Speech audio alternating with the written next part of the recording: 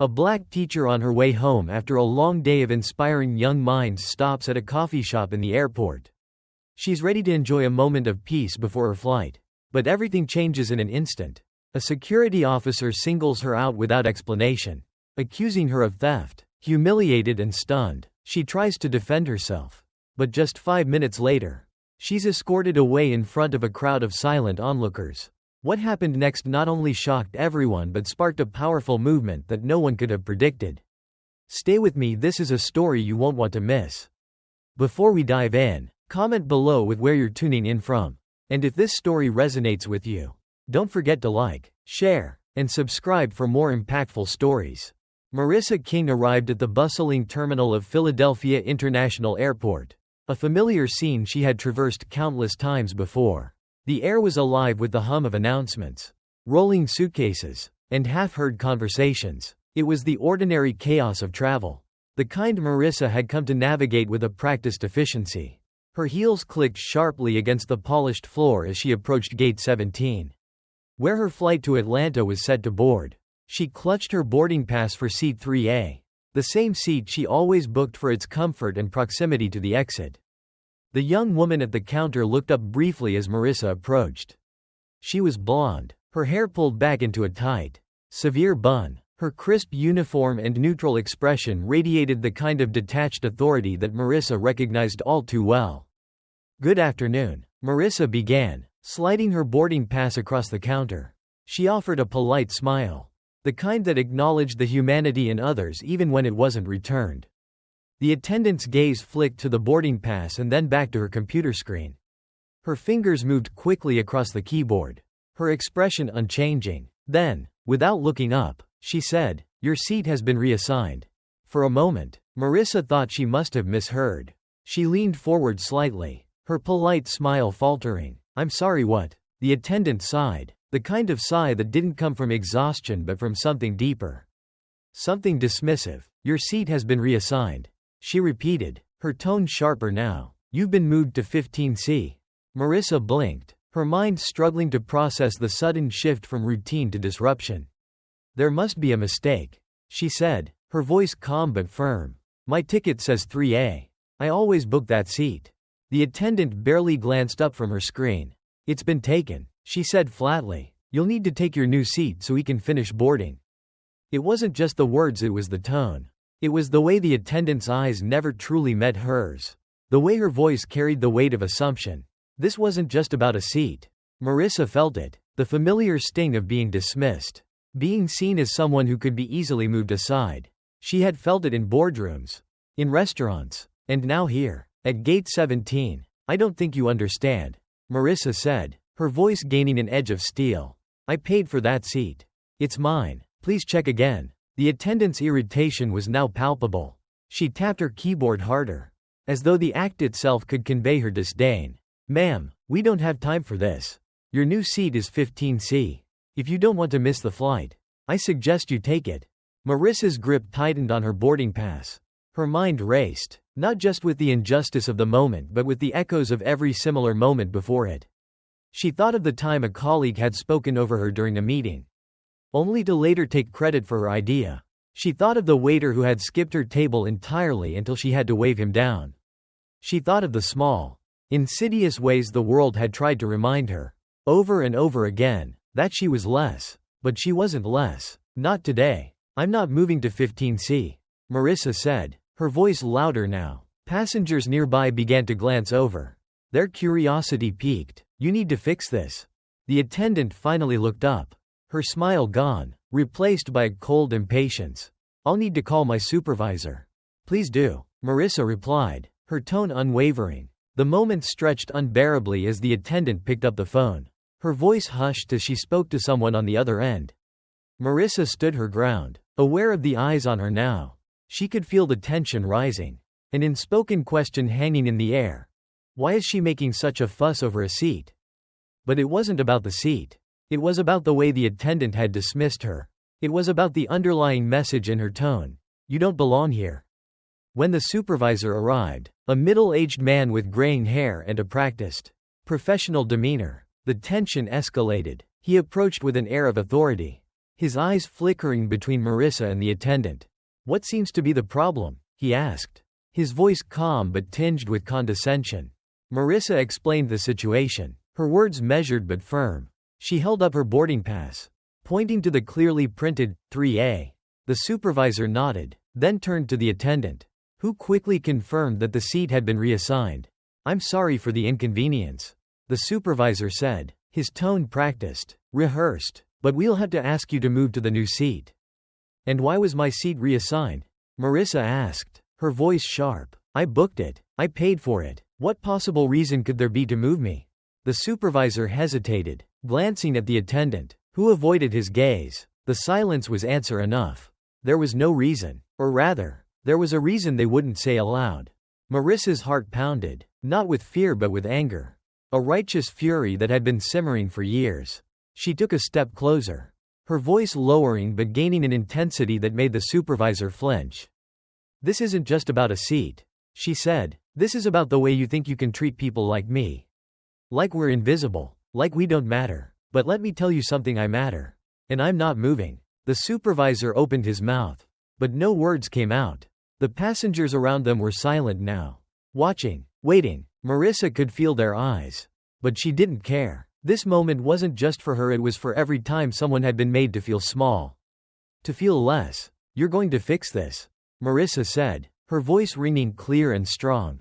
"And you're going to do it now." The supervisor's shoulders sagged under the weight of her words. And for the first time, he looked unsure. He nodded stiffly and turned to the attendant. "Check the seat," he said, his voice low. The attendant hesitated, then began typing. Moments later, her face paled. She looked up at the supervisor, then at Marissa, but she didn't speak. Marissa didn't need her to. She had already won this round. But she knew the battle was far from over. The supervisor's silence hung heavy in the air, thickening the tension that had already spread across Gate 17. Marissa stood still, her feet planted firmly as if to anchor herself against the tide of dismissal and condescension she had just endured. Nearby passengers began whispering in hushed tones, their curiosity mingling with unease. Some glanced at Marissa, while others deliberately avoided eye contact, their discomfort evident. The young flight attendant, now visibly uncomfortable, shifted from foot to foot. Her earlier confidence had waned, replaced by something that looked a lot like fear. She kept her gaze on her screen, avoiding Marissa's piercing stare. The supervisor cleared his throat, a small, nervous gesture that betrayed his own uncertainty. "Ma'am," he began, his voice more subdued now. "I understand your frustration, but there's nothing we can do at this point. The seat has already been reassigned." Marissa tilted her head, her expression sharp. "To whom?" she asked simply. The question seemed to catch him off guard. He glanced at the flight attendant, who hesitated before muttering something about priority passengers. Marissa's lips tightened. She had heard this excuse before, phrased differently. Perhaps, but always carrying the same implication. "You don't qualify. You're not one of us." "Priority passengers," Marissa repeated slowly, letting the words hang in the air. Her voice was calm, but there was a simmering edge beneath it. "And what exactly makes someone a priority over me? Is it their money? Their skin color? Or just the fact that you think you can get away with this?" The supervisor's eyes darted around, seeking an escape. The whispers among the passengers grew louder, a low murmur of curiosity and discomfort. Marissa could feel their scrutiny. But she didn't falter. This wasn't the first time she had been under such a spotlight. And she knew it wouldn't be the last.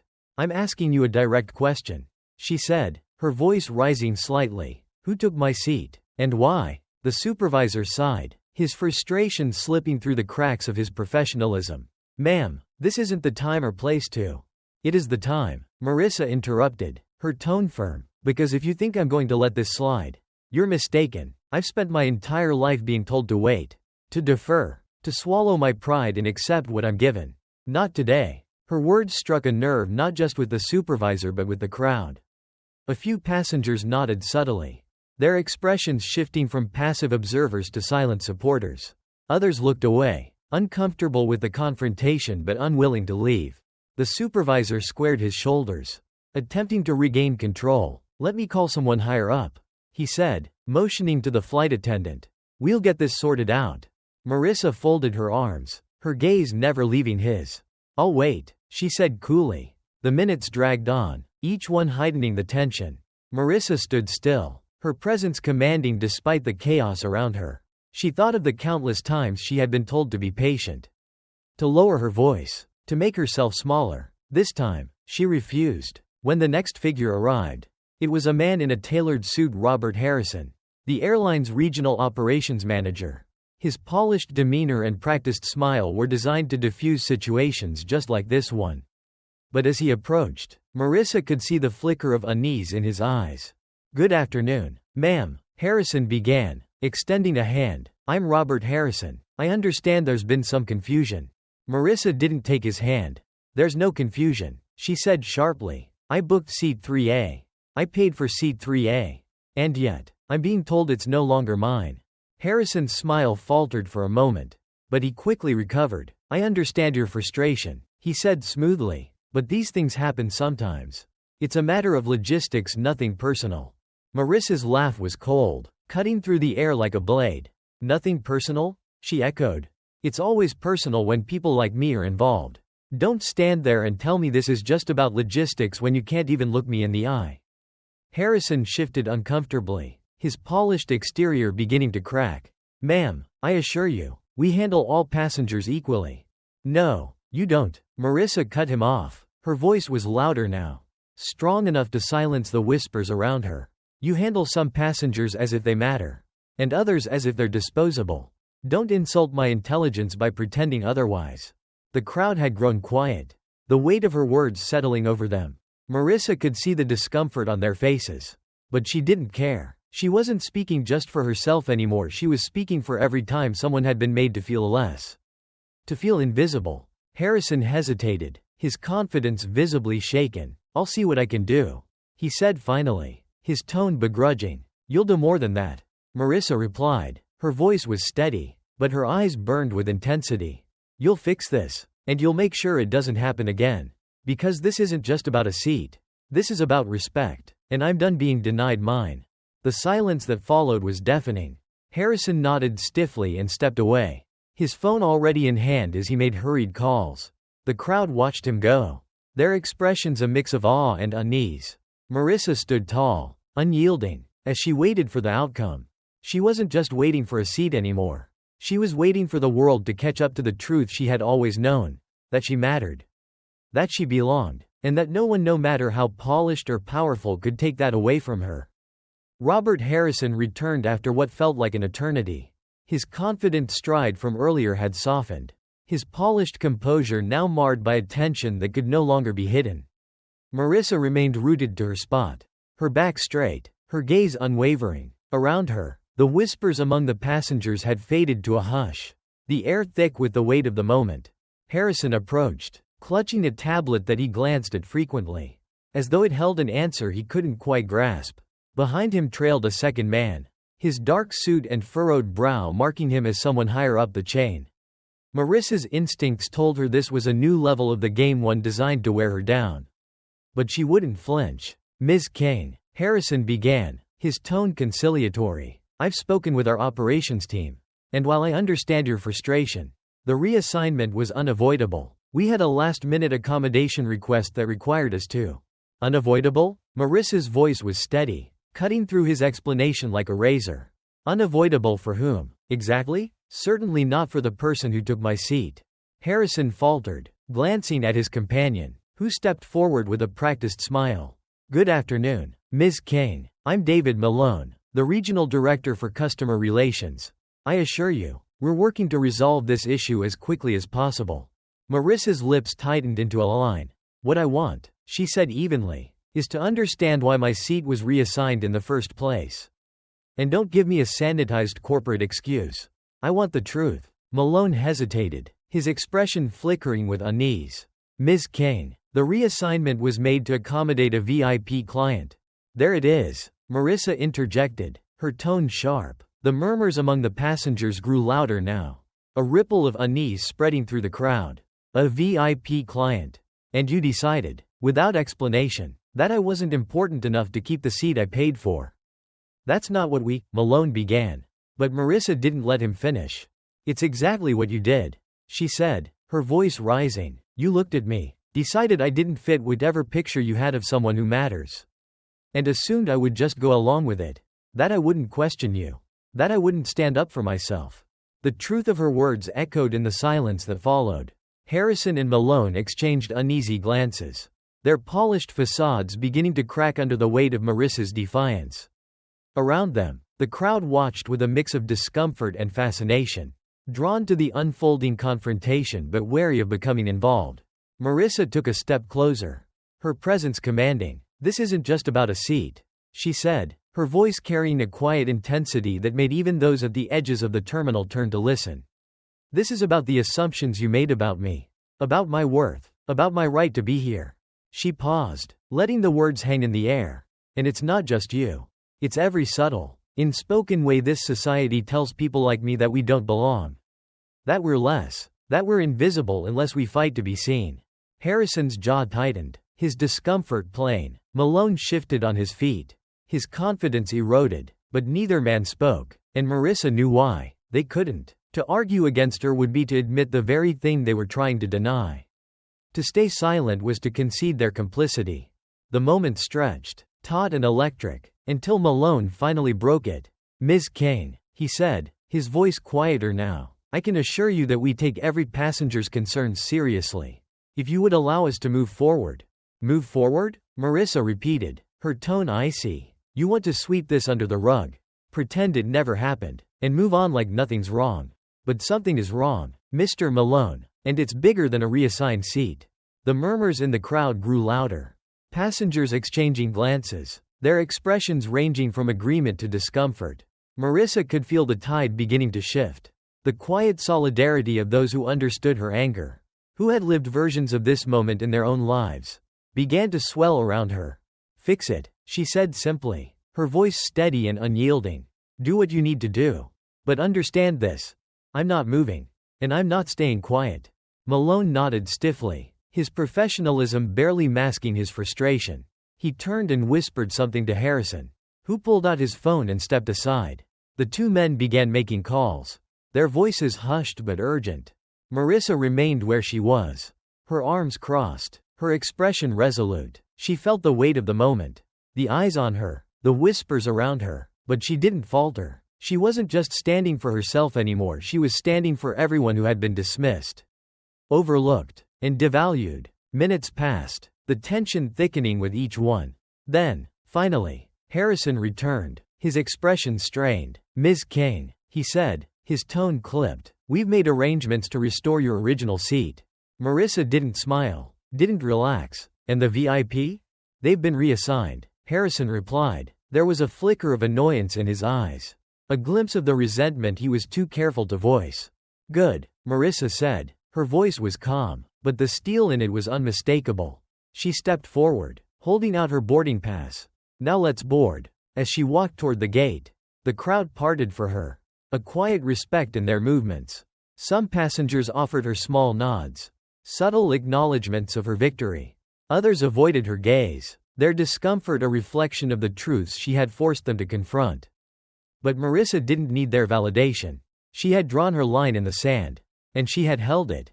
And as she took her seat 3A, exactly where she belonged, she felt the weight of the moment settle into her bones. This wasn't just a victory. It was a declaration, a refusal to be erased, a reminder that she mattered, and that she would always demand to be seen. The air inside the plane was heavy with tension as Marissa settled into seat 3A. She could feel the quiet eyes of passengers trailing her, their curiosity mixed with the unease that lingers after witnessing confrontation. The faint hum of the overhead ventilation and the muffled announcements from the flight crew did little to diffuse the electricity crackling through the cabin. Marissa didn't relax, she couldn't. This wasn't over. Not yet. The flight attendant from earlier appeared at her side, her forced smile as thin as the air at cruising altitude. "Can I get you anything, Ms. King?" she asked, her voice strained. Marissa met her gaze steadily. "No, thank you," she replied, her tone neutral but firm, a quiet refusal to ease the other woman's discomfort. The attendant lingered for a moment, then nodded stiffly and moved on. Marissa turned her gaze to the window, watching the ground crew bustle about below. But she wasn't seeing them. Her mind was elsewhere, replaying the scene at the gate. It wasn't just about her seat, it never had been. It was about the way they looked at her. The way their assumptions dictated their actions before she even had a chance to speak. The realization gnawed at her, sharp and relentless. Minutes passed, and the cabin began to fill. A tall man in a navy suit approached, pausing when he saw the seat next to hers. He hesitated, his eyes darting between her and the boarding pass in his hand. "Excuse me," he said finally, his voice low. "I think this is my seat." Marissa didn't respond immediately, her gaze lingering on the streaks of sunlight cutting across the windowpane. Finally, she turned to him, her expression unreadable. 15C, she said simply. "That's your seat." The man blinked, clearly caught off guard. His hesitation stretched long enough for a nearby passenger to notice and gesture for him to sit elsewhere. Reluctantly, he nodded and moved away, but not before shooting Marissa a look she couldn't quite place, somewhere between irritation and recognition. The exchange was brief, almost insignificant, but it set something off inside her, an unease that coiled around her chest like a tightening vine. It wasn't just about the seat, it was about what it symbolized. The invisible boundaries people like her were expected to accept without question. She had crossed one at the gate, and now she could feel the tension reverberating around her, subtle but undeniable. The flight attendants began their safety demonstration, their voices cheerful but mechanical. As the plane taxied toward the runway, Marissa leaned back in her seat, forcing herself to focus on her breathing. But the silence around her wasn't still, it was brimming with things left unsaid. The moment the plane reached cruising altitude, it happened. A man 3 rows back, white, middle-aged, with the casual confidence of someone unaccustomed to consequences, stood up and walked toward her. His movements were deliberate, his expression tense. The hum of conversation in the cabin faltered as heads turned to watch. "Ma'am," he said, his voice loud enough to carry. "I don't mean to intrude, but I think you owe the rest of us an explanation." Marissa turned slowly, meeting his gaze. She didn't flinch. "An explanation?" she asked, her voice calm but edged with steel. "Yes," he said, folding his arms. "We've all been waiting for this flight to leave, and you caused a scene back there. Some of us have places to be." Marissa felt her pulse quicken, but she kept her composure. "If this flight is delayed," she said evenly, "it's not because of me. It's because the airline decided I wasn't important enough to keep the seat I paid for. And instead of fixing it, they made me fight for what was already mine." Her words struck the cabin like a hammer. The man's confidence faltered, but he quickly recovered, glancing around for support. "Maybe," he said, his tone defensive, "but some of us don't have the luxury of making everything about us." Marissa leaned forward slightly, her voice dropping but losing none of its intensity. "You're right," she said, "some of us don't have that luxury. Some of us are forced to fight for every inch of ground because people like you think we don't deserve to be here in the first place." The man's face reddened, and the tension in the cabin spiked. A few passengers murmured quietly, their words lost beneath the charged silence. A flight attendant hurried down the aisle, her expression a mix of panic and determination. "Sir," the attendant said, placing a hand on the man's arm, "I need you to return to your seat." But he didn't move. Instead, he glanced back at Marissa, his expression darkening. "Maybe if you didn't act so entitled, people wouldn't treat you the way they do." Marissa's breath caught. The words weren't shouted, but they landed like a slap. For a moment, she said nothing, the weight of the accusation sinking into her skin. But then, slowly, deliberately, she stood. The cabin seemed to hold its breath. "Entitled," she repeated softly, the word dripping with disbelief. "You think I'm entitled because I dared to demand what was mine? Because I refused to let them erase me?" The man didn't respond, his bravado wavering as she stepped closer. "You have no idea what it means to be me," she said, her voice rising, each word cutting through the air like a blade. "To be dismissed, overlooked, made to feel invisible until you raise your voice. And then suddenly you're the problem. You call me entitled because I wouldn't let them steal my seat. But the truth is, you're angry because I wouldn't stay in my place." The flight attendant stepped between them, her voice trembling as she addressed the man. "Sir, you need to sit down now, or I'll have to inform the captain." The man hesitated, his anger still simmering, but he finally turned and walked back to his seat. The murmurs in the cabin swelled, passengers exchanging looks and whispers. Marissa sat down slowly, her heart pounding. She stared out the window, her reflection faint but steady against the clouds. The plane continued its journey. But the atmosphere had shifted. Marissa could feel it, the quiet tension, the unspoken reckoning hanging in the air. She had held her ground. But the weight of the moment lingered, heavy and unyielding. She closed her eyes, letting the rhythmic hum of the engines steady her. This wasn't over, not by a long shot. But for now, she allowed herself a moment to breathe, to gather her strength, because she knew that standing up had a cost, and the fight ahead would demand everything she had.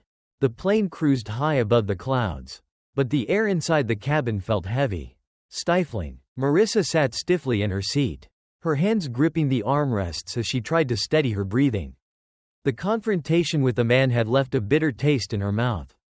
She had stood her ground, but the aftermath lingered like a storm cloud, dark and unrelenting. Around her, the passengers had settled back into an uneasy quiet, but Marissa could feel their glances, fleeting and loaded with meaning. A flight attendant approached her, the same woman who had tried to intervene during the earlier altercation. She crouched slightly, lowering her voice to a near whisper. "Ms. Kane," she said, her tone clipped but polite. "The captain has asked if you'd like to speak with him after we land. He'd like to ensure your concerns are addressed." Marissa looked at the woman, searching her face for sincerity. It was a calculated gesture. She realized a way to placate her without truly engaging with the deeper issues. "After we land," she repeated, her voice low but firm. "And until then?" The attendant hesitated. "Until then, we ask that you remain seated and allow us to maintain order for the remainder of the flight." Marissa smiled faintly, a smile that didn't reach her eyes. "Order," she said, the word sharp on her tongue. "Interesting how it's always people like me who are asked to maintain it." The flight attendant's face flushed, and she straightened quickly, retreating with a murmured apology. Marissa turned back to the window, the endless expanse of clouds doing little to soothe the storm brewing inside her. The landing was uneventful, a stark contrast to the turbulence of the flight. As the plane taxied to the gate, Marissa gathered her belongings, her movements deliberate and controlled. She could feel the weight of the other passengers' eyes, the unspoken questions hanging in the air. Some looked at her with quiet admiration, others with discomfort, but no one dared to speak. When the plane came to a stop, Marissa remained seated, letting the other passengers disembark first. She wasn't in a rush. She had no intention of letting this moment pass quietly. As the last of the passengers filed out, the flight attendant returned, gesturing for Marissa to follow her. "This way, please," the woman said, her voice clipped. Marissa stood and walked down the aisle, her heels clicking against the floor with a deliberate rhythm. The flight crew avoided her gaze, their earlier smiles now replaced with thin-lipped neutrality. At the end of the jetway, she was met by two men in suits, one of them the captain, the other a senior airline representative. Their expressions were carefully controlled, their postures stiff with professionalism. "Ms. Kane," the captain said, extending a hand, "I'm Captain Reynolds. Thank you for agreeing to speak with us." Marissa shook his hand briefly, her expression neutral. "I didn't agree to anything," she said, "but since you're here, let's get to it." The captain's smile faltered, but he recovered quickly. "Of course," he said, gesturing toward a nearby lounge. "Let's step inside." The lounge was quiet, the hum of airport activity muffled by the thick glass walls.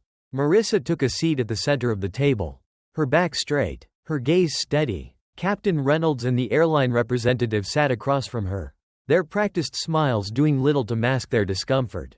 "We want to begin by apologizing," the representative said, his voice smooth but detached. "It's clear that the events leading up to and during the flight were less than ideal. We regret any inconvenience caused." Marissa raised an eyebrow. "Less than ideal?" she repeated.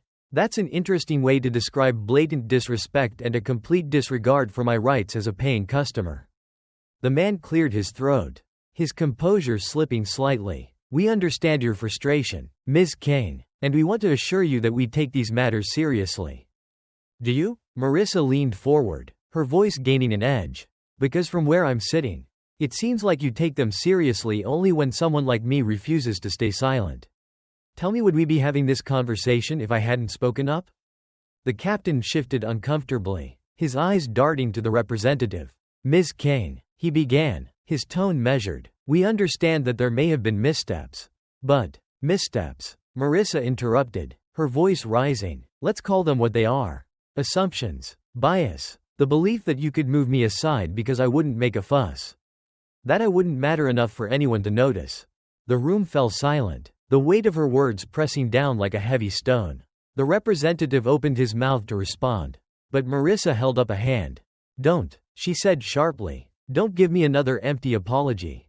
I don't want platitudes. I want accountability. I want to know how you're going to ensure this doesn't happen again, not just to me, but to anyone. The two men exchanged a glance. Their earlier confidence now thoroughly eroded. The representative nodded slowly, his expression resigned. You're right, he said quietly. This isn't just about a seat. And it's not just about you. We need to do better. Marissa leaned back, her expression softening slightly. That's a start, she said, but words mean nothing without action. So tell me what's next? The representative hesitated, then reached into his briefcase, pulling out a tablet. We're prepared to offer a formal apology and full reimbursement for your ticket, he began. Marissa shook her head. Not good enough, she said. I want transparency. I want to know what steps you're taking to address the systemic issues that allowed this to happen in the first place. The man looked at her, his brow furrowing. Ms. Kane, these things take time. No, Marissa said firmly. What takes time is changing the culture that enables this behavior. But you can start by acknowledging it, by naming it, by committing to doing better. And you can start today. The representative nodded slowly, the weight of her words sinking in. You're right, he said again, his voice quieter this time. We'll begin drafting a plan immediately. And we'll keep you updated. Marissa studied him for a moment, then nodded. Good, she said simply, because I'll be watching. As she stood to leave, the captain rose as well, extending his hand once more. This time, Marissa took it. Thank you, he said quietly, for holding us accountable. Marissa met his gaze, her expression unreadable. Don't thank me, she said, just do better. As she walked out of the lounge, the storm inside her began to settle. This wasn't over, not by a long shot. But she had forced them to listen. She had made them see her. And in doing so, she had taken the first step toward change. Marissa King stepped out of the lounge and into the sprawling terminal, her heels clicking against the polished floor. The weight of the confrontation lingered in her chest like a stone, heavy and unyielding. Around her, the airport buzzed with activity, families reuniting, business travelers checking their watches, the ceaseless rhythm of human movement. But for Marissa, the noise was distant, muffled beneath the roar of her own thoughts.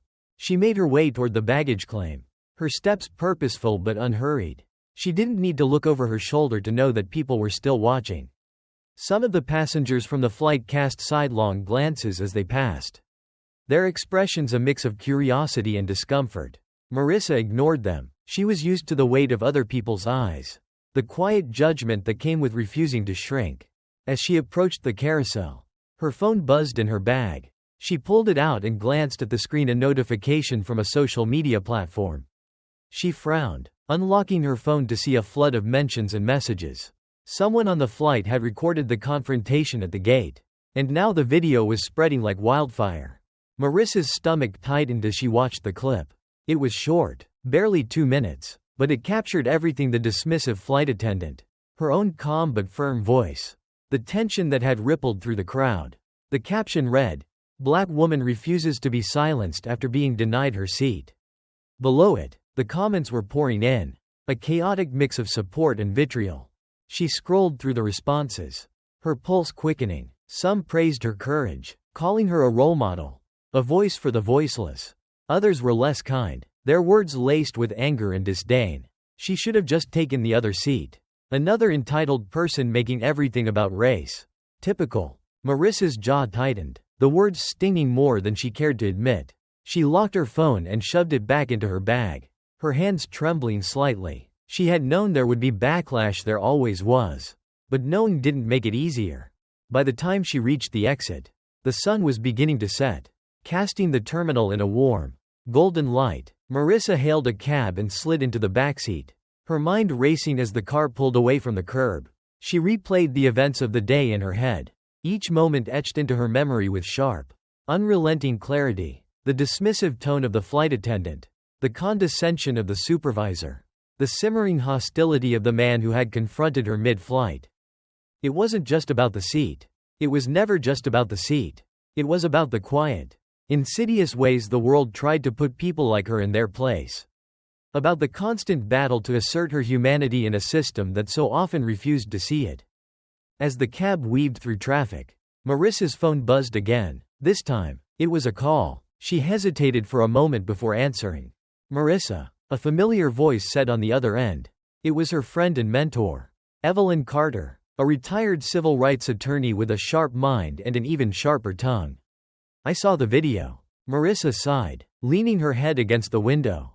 "Of course you did." Evelyn chuckled softly. "You made quite the statement," she said, "but you know this isn't going to end here."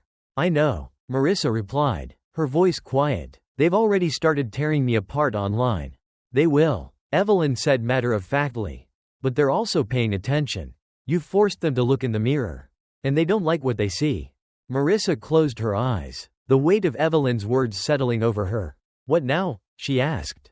Evelyn's tone turned serious. "You have a choice," she said. "You can let this moment pass. Let the noise die down. And go back to your life. Or you can use it. You can turn it into something bigger." Marissa didn't respond right away.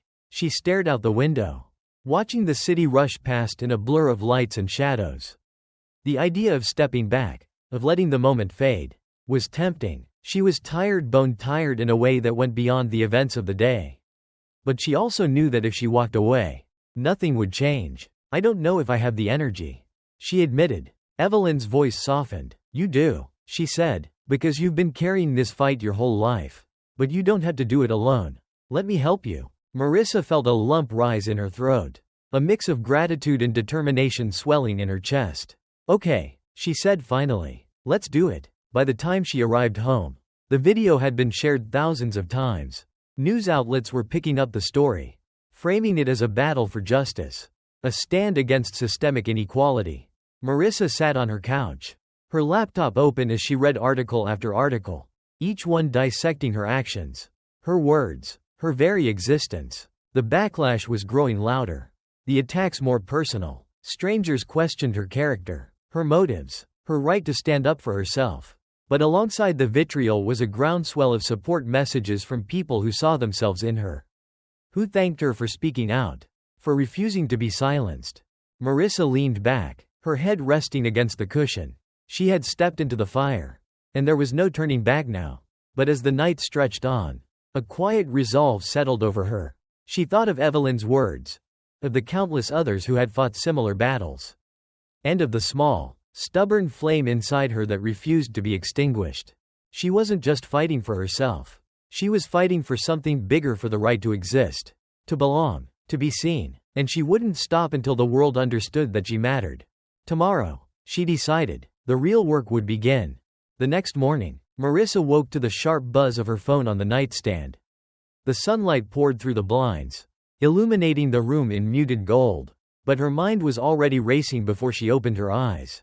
She reached for her phone, her heart sinking as the notifications spilled across the screen. News outlets had picked up the story overnight, and her name was now a trending topic. She scrolled through the headlines. Woman challenges airline over seat reassignment in viral video. A stand for justice or public disruption? The debate over Marissa King's protest. The price of speaking out. Marissa King faces backlash after confrontation. Her stomach churned as she read the comments beneath the articles. Some were supportive, praising her courage. Others were brutal, filled with vitriol that had nothing to do with the incident and everything to do with who she was. The words were familiar, the accusations predictable, angry, entitled, ungrateful. She closed her eyes and inhaled deeply, summoning the resolve that had carried her through countless moments like this. She couldn't let the noise drown her. Not now. Later that morning, Marissa met Evelyn at a small cafe tucked away from the bustling streets. Evelyn greeted her with a warm smile, but her sharp eyes betrayed her concern. She slid a newspaper across the table, the headline glaring back at Marissa. "The woman who won't move. Marissa King sparks national debate on race and rights." "You've started something," Evelyn said, her tone a mix of pride and caution. Marissa picked up the paper, skimming the article. It framed her as both a hero and a provocateur, highlighting the racial undertones of the incident while questioning whether her actions had been necessary. The duality of the narrative wasn't lost on her. "Do you see what they're doing?" Marissa said, setting the paper down. "They're making it about me, my personality, my behavior. Anything to avoid addressing the real issue." Evelyn nodded. "That's how they deflect. But you have their attention." Marissa, "Now it's about what you do with it." Marissa sipped her coffee, her mind churning. "What if I push too hard?" she asked. "What if it backfires?" Evelyn leaned forward, her expression firm. "Change always comes at a cost. But if you don't speak up, who will?" By midday, Marissa was sitting in front of her laptop, crafting a statement. The words came slowly at first, each one weighed down by the enormity of what she wanted to say. She wasn't just speaking for herself, she was speaking for everyone who had ever been dismissed, overlooked, or devalued because of the color of their skin. She read the statement aloud, her voice steady but filled with emotion. "Yesterday, I refused to be silent. What happened on that flight wasn't just about a seat, it was about a system that repeatedly tells people like me that we don't belong, that we're less than. I stood up because I had to. Because staying quiet would mean accepting that narrative. But this isn't just my story. It's the story of countless others who faced the same quiet indignities, the same systemic erasure. I'm calling for accountability, not just from this airline, but from all of us. We have to do better." Satisfied, she hit post. Within minutes, the statement was shared hundreds of times. Messages poured in, some filled with gratitude, others with hatred, but Marissa focused on the ones that mattered. Stories from people who had faced their own battles, who thanked her for speaking out when they couldn't. That evening, Marissa received a call from the airline's CEO, Robert Hale. His voice was calm, calculated, the kind of voice used to extinguish fires without getting burned. "Ms. Kane," he began, "we've been closely following the situation, and I want to personally apologize for what you experienced. We take these matters very seriously." Marissa's grip tightened on the phone. "Do you?" she asked. "Because it seems like you're more interested in damage control than addressing the root of the problem." Hale hesitated, then sighed. "We'd like to meet with you to discuss this further. Perhaps we can work together to find a solution." Marissa's instinct was to refuse. But Evelyn's words echoed in her mind. "You have their attention. Use it." "When?" she asked. The meeting was scheduled for the following day at the airline's corporate headquarters. Marissa arrived to find a room filled with executives, their faces a mix of politeness and wariness. Hale stood at the head of the table, his smile tight but professional. "Thank you for coming, Ms. Kane," he said as she took a seat. "We want to hear your perspective and explore how we can improve." Marissa folded her hands in her lap, her gaze steady. "This isn't just about my experience," she said. "It's about a culture that allows these things to happen. Your policies, your training, your hiring practices, everything needs to be examined." Hale nodded, but Marissa could see the tension in his jaw. "We're open to feedback," he said, "but change takes time." "Time isn't the issue," Marissa replied. "Will is. Do you have the will to do what's necessary? Or are you just looking for a way to save face?" The room fell silent. Marissa felt the weight of their stares. But she didn't falter. This was her moment to demand more. Not just for herself but for everyone who had ever been told to wait for justice. "We'll begin an internal review immediately," Hale said finally. "And we'd like you to be part of the process." Marissa nodded slowly. It wasn't a victory. Not yet. But it was a start. As she left the building, Marissa felt the weight of the day settle over her. The fight was far from over. And she knew the road ahead would be long and exhausting. But for the first time, she felt something she hadn't in a long time: hope. The ripple she had started was growing, reaching farther than she had imagined. And as the sun dipped below the horizon, casting the city in a warm glow, Marissa knew she wouldn't stop until the tides of change had fully turned. Marissa sat in the back of a hired car, staring out at the city skyline as the driver navigated through heavy traffic. The meeting with the airline executives had ended hours ago, but the weight of their words and their silences still hung over her. They had promised reviews, diversity audits, and even invited her to participate in shaping new policies. On paper, it sounded like progress. In reality, Marissa knew it was only the first skirmish in a long battle. Her phone buzzed with a new notification. Another news outlet had picked up her story, framing her as a controversial figure. The accompanying headline read, "Hero or Troublemaker? Marissa King sparks national conversation on race and rights." She exhaled sharply, feeling the sting of the word, troublemaker. It was a label she knew all too well. The world had a way of twisting acts of defiance into disruptions, of branding those who stood up as obstacles rather than changemakers. As the car pulled up outside her apartment building, Marissa's resolve hardened. If they wanted to call her a troublemaker, fine. She'd make trouble until the cracks in their carefully constructed systems became impossible to ignore. The next morning, Marissa awoke to a flood of messages. Some were supportive friends, strangers, and activists offering encouragement, but the others were vicious, laced with anger and racism. Threats, accusations, dismissals of her story as a publicity stunt. She hesitated before opening an email from a reporter. The subject line read, "Interview request, addressing backlash and moving forward." Marissa stared at it for a long moment, weighing the risk. She knew speaking publicly would only amplify the noise, but it would also amplify her message. She forwarded the email to Evelyn with a note. "What do you think?" Minutes later, Evelyn called. "Do it," she said without preamble. "You've already made waves. Now you need to control the narrative." The interview took place in a modest studio, the kind designed to project neutrality. Marissa sat across from the journalist, a middle-aged woman with a calm, measured demeanor. The cameras rolled, the lights cast their harsh glow, and the questions began. "Ms. Kane," the journalist said, her voice smooth, "your story has sparked a national debate. Many see you as a voice for justice, but others have criticized your actions, calling them divisive. What's your response to that?" Marissa took a deep breath. "People who call my actions divisive need to ask themselves what they're really afraid of," she said, her voice steady. "What's divisive is a system that treats some of us as less worthy, less important, less human. Refusing to accept that isn't divisive, it's necessary." The journalist nodded, leaning forward. "You've also faced accusations that you're using this incident for personal gain. How do you respond to those who say this is all for attention?" Marissa's lips tightened, but she kept her composure. "It's interesting," she said, "how standing up for yourself is often seen as selfish when you're part of a marginalized group. I didn't ask for attention. I asked for respect. The attention is a byproduct of refusing to stay silent." The interview continued, each question peeling back another layer of the story. By the end, Marissa felt both drained and invigorated. She had spoken her truth, laid bare the injustices she had faced, and refused to let the narrative be twisted. The backlash grew fiercer after the interview aired. Social media erupted with debates, many of them turning ugly.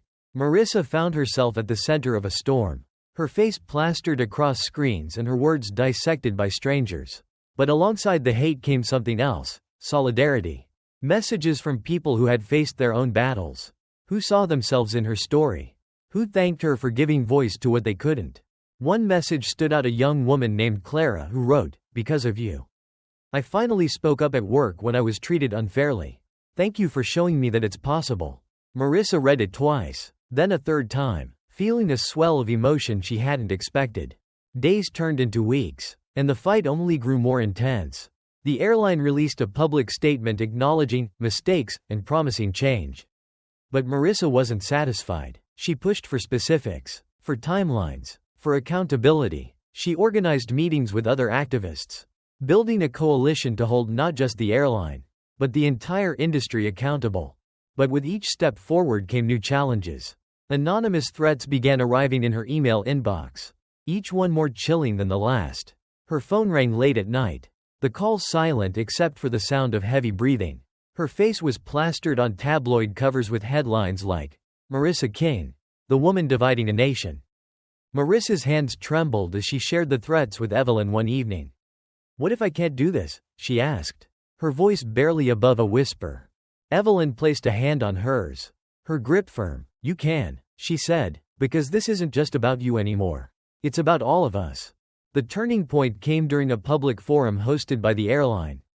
Marissa had been invited to speak, along with other passengers who had experienced similar injustices. The room was packed: journalists, executives, activists, and everyday people who had come to listen. Marissa stood at the podium, her heart pounding. She looked out at the sea of faces, some supportive, others skeptical. She thought of Clara, of Evelyn, of every person who had reached out to share their story. And then she began to speak. "I didn't want to become the center of this story," she said, her voice ringing clear. But when I was pushed aside, when I was told I didn't matter, I realized that staying quiet would mean accepting that story. And I refused to accept it. She spoke of her experience, of the systemic inequities that had made it possible, of the need for real, tangible change. Her words were raw, filled with anger and hope, pain and determination. By the time she finished, the room was silent, the weight of her truth settling over everyone like a heavy blanket. That night, Marissa sat alone in her apartment, staring out at the city lights. The storm hadn't passed, it might never pass. But she had made her mark. She had refused to be silenced. And in doing so, she had opened a door for others to walk through. The fight wasn't over. But for the first time, Marissa felt like she wasn't fighting alone. Marissa King's days had turned into a blur of meetings, interviews, and moments of quiet reflection stolen between battles. The airline had invited her to participate in their internal review process. But she knew the invitation was more symbolic than sincere. They hoped her involvement would quiet the growing unrest, a convenient token in their effort to maintain control of the narrative. But Marissa wasn't interested in being a symbol. She was there to expose the cracks in their system. It was a rainy morning when she arrived at the airline's headquarters for the first official review session.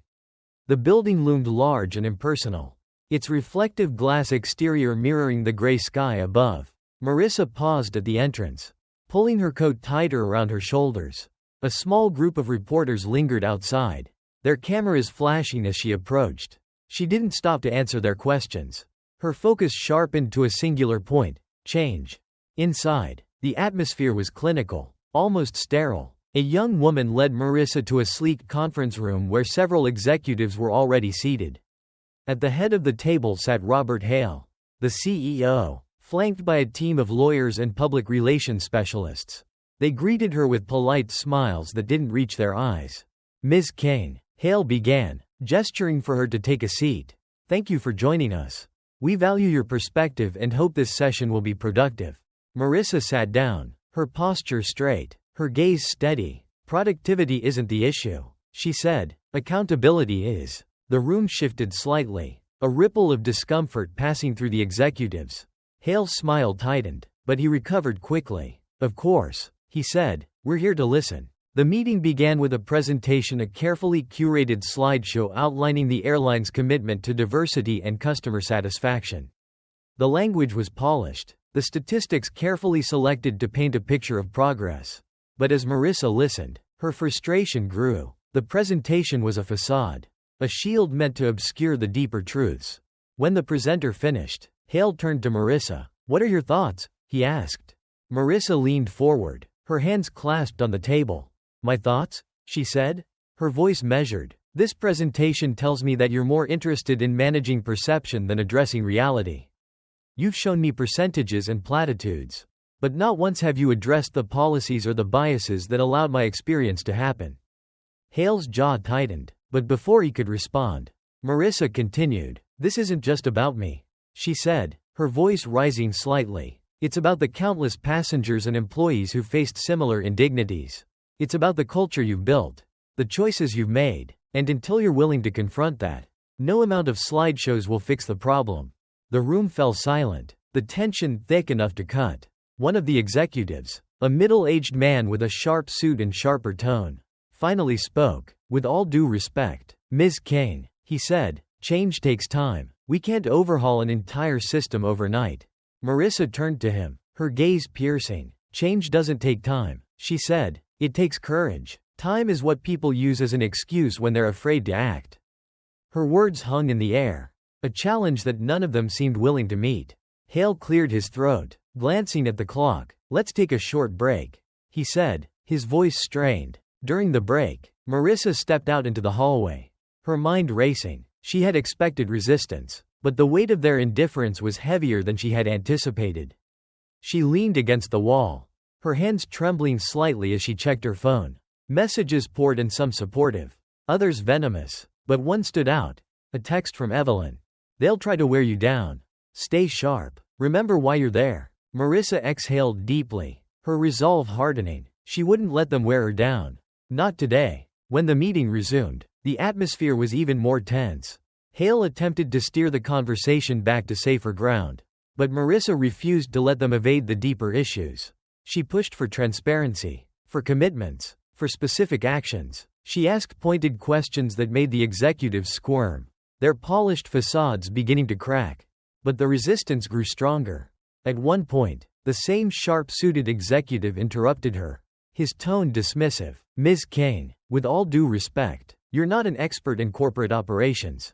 Perhaps you're not aware of the complexities involved." Marissa's lips tightened, her anger simmering just beneath the surface. "You're right," she said, her voice calm but cutting. "I'm not an expert in corporate operations. But I am an expert in being dismissed, overlooked, and underestimated. And I can tell you that your complexities are just excuses for maintaining the status quo." The room erupted into murmurs, the tension boiling over. Hale raised a hand, attempting to restore order, but the damage was done. Marissa had exposed the fault lines in their carefully controlled narrative, and they were struggling to hold the pieces together. As the meeting drew to a close, Hale turned to Marissa, his expression strained but controlled. "We appreciate your passion," he said, his tone carefully measured. "We'll take your feedback into consideration as we move forward." Marissa stood, her gaze unwavering. "I'm not here to be considered," she said. "I'm here to ensure that you follow through. And I'll be watching." She walked out of the conference room without looking back, her heart pounding. The fight was far from over. But she had made her mark. The cracks in their system were beginning to show, and she intended to widen them until the whole structure came crashing down. Outside, the rain had stopped, but the air was still heavy, charged with the energy of the storm. Marissa stood on the steps of the building, her shoulders squared, her resolve unshaken. The road ahead was long, the challenges daunting, but she wasn't afraid. She had faced resistance, dismissal, and scorn, and still, she stood. She would keep standing, keep fighting, until the world she dreamed of became a reality. The morning after the meeting, Marissa woke to another storm, not of rain, but of headlines and accusations. News outlets were ablaze with stories dissecting her confrontation at the airline headquarters. The coverage was divisive, as expected. Some painted her as a courageous fighter for justice, while others dismissed her as a disruptive opportunist. Her phone buzzed incessantly, a mix of supportive texts from allies and harsh messages from detractors. She silenced it and stared at the ceiling, exhaustion pressing down on her chest like a weight. She had never wanted this much attention. She had only wanted to claim what was rightfully hers. But now the battle had grown larger than she had ever anticipated. She couldn't stop now. Marissa arrived at a community forum later that day, hosted by a coalition of activists and local leaders. The room was packed with people from all walks of life: workers, students, retirees, all drawn by the hope that her story represented something bigger than the struggle for a single seat. Evelyn was already there, standing at the back of the room, her watchful eyes following Marissa as she entered. The moderator, a young activist named Jordan, introduced Marissa to a standing ovation. She stepped up to the podium, scanning the faces in the crowd. Many were filled with admiration. But there was something else. Expectation. They weren't just looking for a story. They were looking for answers. "Thank you," Marissa began, her voice steady. "But I need to be honest with you. This isn't about me. It's about all of us. It's about the systems that tell us we don't belong, that we're not worth fighting for. And it's about what we're going to do to change that." The room fell silent as she spoke. Marissa shared the details of her meeting with the airline executives, the resistance she had faced, and the promises she intended to hold them to. She spoke of the countless stories she had heard since her confrontation, stories of people who had been silenced, ignored, and devalued. "We're told to be patient," she said, her voice rising, "to wait for change. But patience is a privilege for those who already have what they need. The rest of us don't have time to wait. We have to act." The crowd erupted into applause, the energy in the room shifting from solemnity to determination. Evelyn nodded approvingly from the back, her expression a mix of pride and resolve. That night, Marissa's name trended once again. This time, it wasn't just because of the controversy, it was because of the movement she was building. People across the country began sharing their own stories of injustice, using the hashtag #WeBelong. It was more than a slogan, it was a declaration of defiance, a refusal to be erased. But with the support came an equal measure of backlash. Prominent figures criticized Marissa publicly. accusing her of stirring the pot and creating division. The online threats grew more vicious, more personal. Her face was plastered across talk shows and opinion columns, each dissecting her every word and action. She tried to block out the noise, but it seeped into her anyway, gnawing at her confidence. One evening, she sat with Evelyn, her voice heavy with doubt. "What if I'm doing more harm than good?" she asked. Evelyn leaned forward, her eyes sharp. "Change doesn't come without resistance," she said. "The people who benefit from the way things are will fight tooth and nail to keep it that way. But that doesn't mean you're wrong. It means you're making them uncomfortable." Marissa nodded slowly, letting the words sink in. Uncomfortable wasn't a bad thing. It was the precursor to transformation. The turning point came a week later, during a televised debate between Marissa and a spokesperson for the airline. The network had framed it as a discussion on corporate responsibility and customer rights. But Marissa knew it was a battleground. She entered the studio with Evelyn by her side, her nerves tightly coiled. The spokesperson, a polished man named Richard, opened with a rehearsed apology. "We deeply regret Ms. King's experience," he said, his tone smooth, "and we're committed to making improvements." Marissa listened quietly, her expression unreadable. When it was her turn to speak, she didn't hold back. "You regret my experience," she said, her voice steady but cutting. "But do you regret the system that allowed it to happen? Do you regret the countless other experiences like mine that didn't go viral? That didn't force you to pay attention?" Richard's smile faltered. "We're working on addressing those systemic issues," he said carefully. "But change takes time." Marissa's gaze hardened. "Time is a luxury for you. Not for us," she said. "For us, every day that nothing changes is another day we're told we don't matter. So forgive me if I'm not willing to wait." The audience erupted into applause, the tide of public opinion shifting visibly in Marissa's favor. Richard struggled to regain control, but the damage was done. Marissa had called out the truth they couldn't refute, and the world was watching. The days that followed were a whirlwind. The airline announced a comprehensive overhaul of its policies, including mandatory bias training and a public commitment to diversifying its leadership. Activists rallied behind Marissa, using her story as a catalyst to push for broader reforms across industries.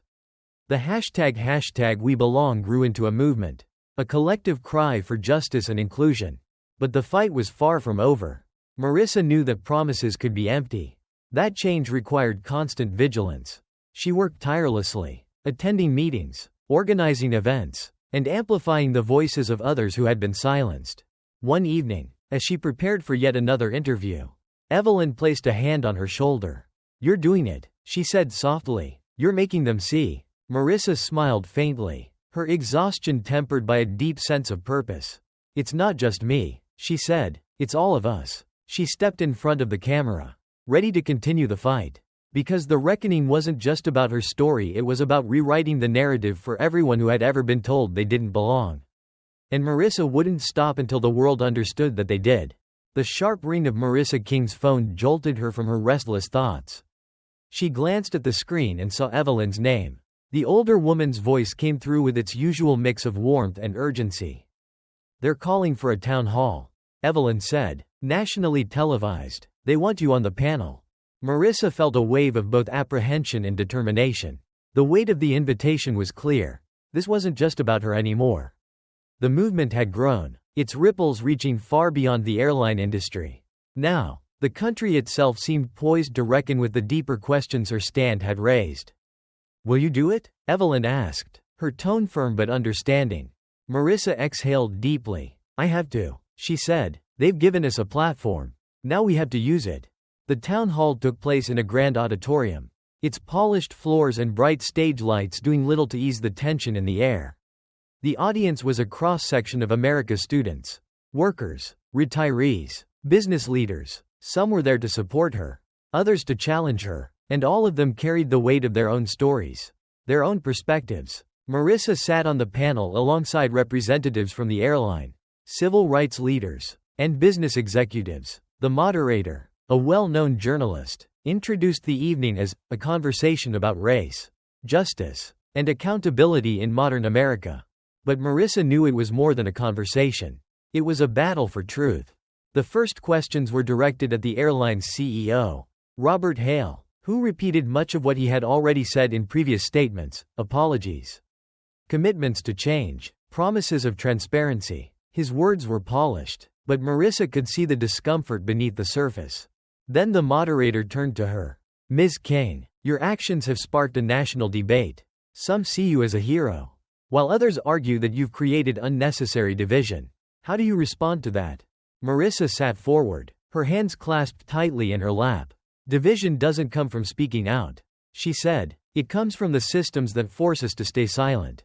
If my actions have made people uncomfortable, then maybe it's time we ask why. Why is it easier to criticize someone standing up for themselves than to confront the injustice they're standing against? The room was silent for a moment, her words cutting through the polished veneer of the event. But the tension only grew as the next question came from the audience. A middle-aged man stood, his voice loud and defensive. Why does everything have to be about race? He asked, his tone edged with frustration. Can't this just be about a mistake? About bad customer service? Why does it always have to go there? Marissa's heart pounded, but she kept her voice calm. Because it was about race, she said, not just in the way I was treated, but in the assumptions that allowed it to happen. When you're a person of color, especially a black woman, those assumptions follow you everywhere, at work, at school, even on a plane. Ignoring that doesn't make it go away. It just allows it to continue. The man shook his head, muttering under his breath as he sat down. But Marissa could see the shift in the audience. Some nodded, their expressions thoughtful. Others looked uncomfortable, their eyes avoiding hers. As the evening wore on, the questions became sharper, the atmosphere more charged. A young woman shared her story of being passed over for promotions at work despite her qualifications. An older black man recounted his experiences of being followed in stores. His dignity stripped away by suspicion. Their voices added to the chorus of truth that was growing louder. Harder to dismiss, but not everyone was ready to listen. A corporate representative on the panel interrupted one speaker. His voice clipped. We're making progress, he said. These changes don't happen overnight. Marissa turned to him, her gaze steady. Progress isn't enough if it comes at the expense of people's lives and dignity. She said, we can't keep asking people to wait for justice. It's not a favor, it's a right. The room erupted into applause, the sound reverberating through the space like a collective exhale. But Marissa felt the weight of the moment pressing down on her. This wasn't a victory. It was a reminder of how much further they had to go.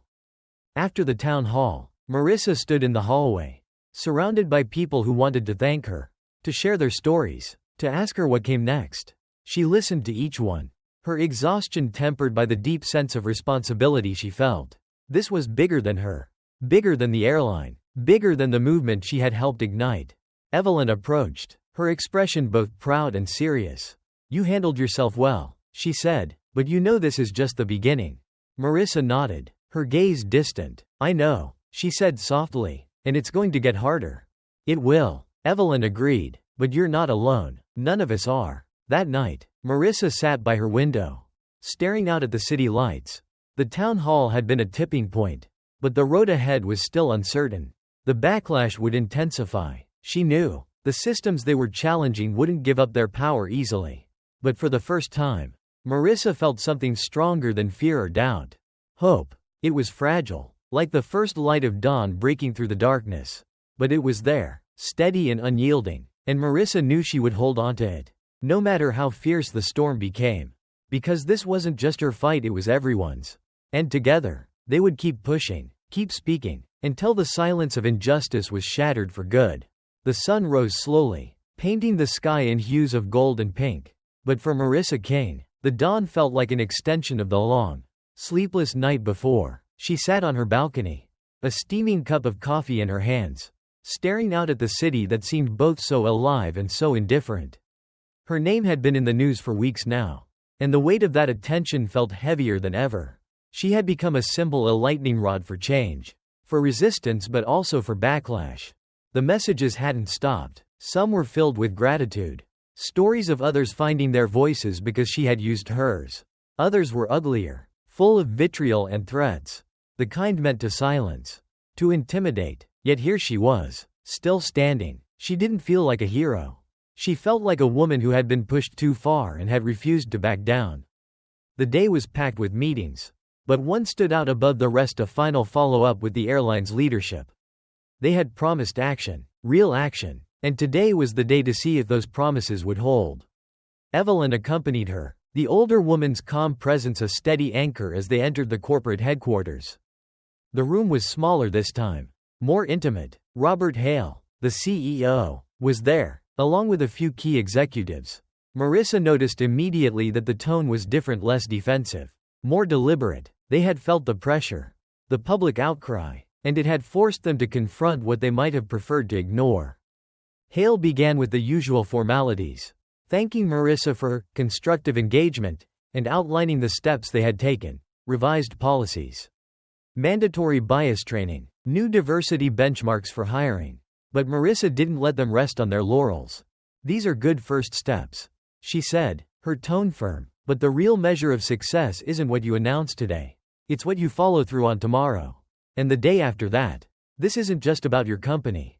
It's about setting a standard." The executives nodded, some reluctantly, others with genuine agreement. Hale promised transparency, inviting Marissa and her coalition to serve as ongoing advisors. It wasn't a complete victory, but it was a foothold, a starting point. As they left the building, Evelyn turned to Marissa, a small smile tugging at her lips. "You made them listen," she said. "That's no small thing." Marissa nodded, her expression thoughtful. "Now we make sure they don't forget." The afternoon brought another challenge, a panel discussion at a local university. The audience was a mix of students, faculty, and community members, all eager to engage with the issues Marissa had brought to light. The energy in the room was palpable, a combination of hope and urgency. Marissa spoke candidly, sharing not just the story of the flight but the deeper context, the quiet indignities and systemic biases that had shaped her life and the lives of so many others. She didn't sugarcoat the truth. Change was hard, slow, and often met with fierce resistance. But it was possible. During the Q&A, a young black woman stood up, her voice trembling slightly as she asked, "How do you keep going when it feels like the world is against you?" Marissa paused, her eyes meeting the woman's. "You remember why you started," she said, "and you find strength in the people who stand with you. None of us can do this alone. But together, we're unstoppable." The applause was thunderous, but Marissa barely heard it. She was focused on the young woman's face, the determination shining through her nervousness. That, Marissa thought, was why she kept going. That evening, Marissa attended a rally organized by the #WeBelong movement. What had started as a hashtag had grown into a nationwide coalition, drawing people from all backgrounds to demand justice and equity. The crowd filled the park, their voices rising in chants and songs that carried into the night. When Marissa stepped onto the stage, the noise swelled, a wave of support that threatened to overwhelm her. She took a deep breath, steadying herself, and began to speak. "This movement isn't about one person," she said, her voice clear and strong. "It's about all of us. It's about the courage to speak out, the power to demand change, and the belief that we deserve better. This fight isn't easy. It's messy, and it's hard, and it takes everything we've got. But it's worth it, because every step we take brings us closer to the world we know is possible, a world where we're all seen, all valued, all free." The crowd erupted, their cheers echoing into the night. Marissa stood there for a moment, letting the energy wash over her. It wasn't just her fight anymore. It was theirs. As the rally wound down, Marissa found herself standing alone at the edge of the park, watching the lights of the city twinkle in the distance. Evelyn joined her, her presence quiet but grounding. "You've come a long way," Evelyn said. Marissa nodded, her gaze steady. "We all have, but there's still so much to do." Evelyn placed a hand on her shoulder. "And you'll do it," she said, "because you don't know how to quit." Marissa smiled faintly. She didn't feel like a hero. She felt like a woman who had finally found her voice and wasn't afraid to use it. As she walked away from the park that night, Marissa felt a sense of clarity, a quiet determination that burned brighter than any spotlight. The road ahead would be long, the challenges daunting, but for the first time, she knew without a doubt that they would prevail. Because they belonged, all of them, and they would not be silenced.